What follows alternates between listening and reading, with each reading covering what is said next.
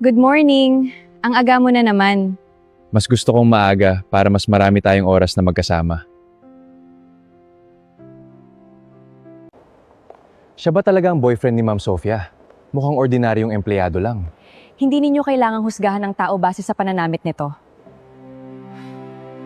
Balang araw, gusto kong maging CEO ng kumpanya namin. Alam kong kaya mo, basta huwag mong kalilimutang maging mabuting leader. Pangako. Hello? Sir, naghihintay na po ang buong board para sa meeting. I-reschedule ninyo. May mas mahalaga akong inuuna ngayon. Sir, hindi pa rin po darating ang chairman. Kapag sinabi niya maghintay tayo, maghihintay tayo. Daniel, gusto kang makilala ng pamilya ko. Handa akong humarap sa kanila. Sana bigyan kanila ng pagkakataon. Ikaw ba ang nobyo ng anak ko? Opo, sir. Anong negosyo ang mayroon ka? May mga negosyo po akong pinamamahalaan. Kung talagang negosyante ka, bakit ganyan lang itsura mo? Hindi po kasi ako naniniwala ang halaga ng tao ay nasusukat sa suot niya. Sa mundo ng negosyo, mahalagang estado. Hindi kita papayagang mapangasawa ang anak ko. Dad, mahal ko si Daniel. Hanggat wala kang may papakita na narating, hindi kita matatanggap. Naunawaan ko po ang pag-aalala ninyo. Sana lumayo ka na sa anak ko. Hindi ko siya iwan pero hindi ko rin kailangang ipagmalaki kung sino talaga ako.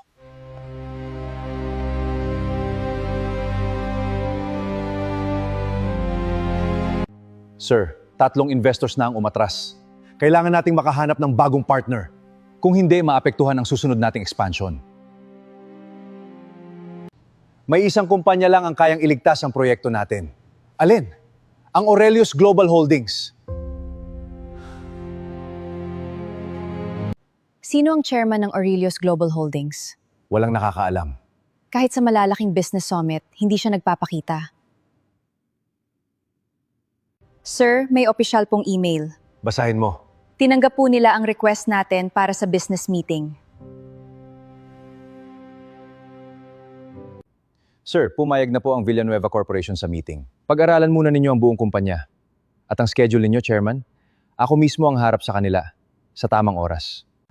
Magandang umaga po. May maitutulong ba kami? Nais ko lang makita kung paano nyo pinapatakbo ang kumpanya. Sige po, ipapakita ko sa inyo. Salamat po. Kumusta ang trabaho ninyo rito? Mabuti naman po pero marami pa pong pwedeng pagbutihin. Salamat sa pagiging tapat. Salamat din po, sir. Okay lang po, sir. Chairman, handa na po ang convoy. Hindi pa. May gusto pa po ba kayong tingnan? Mas mahalaga sa akin ang mga tao kaysa sa mga ulat. Busy ka ba nitong mga nakaraang araw? May ilang negosyo lang akong inaasikaso. Mag-ingat ka lagi. Ikaw din. Chairman, handa na po ang meeting sa Villanueva Corporation.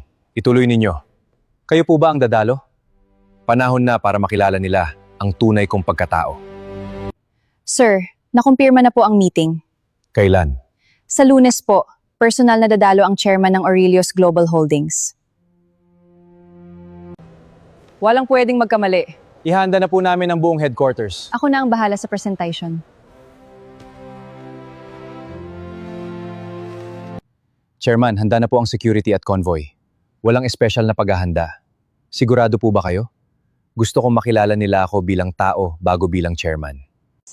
Nakakakaba ang meeting namin sa chairman. Sigurado akong magiging maayos ang lahat. Sana ganoon nga. Daniel, anong ginagawa mo rito? May hinihintay lang po. Sa araw pa talaga ng pinakamahalagang meeting namin.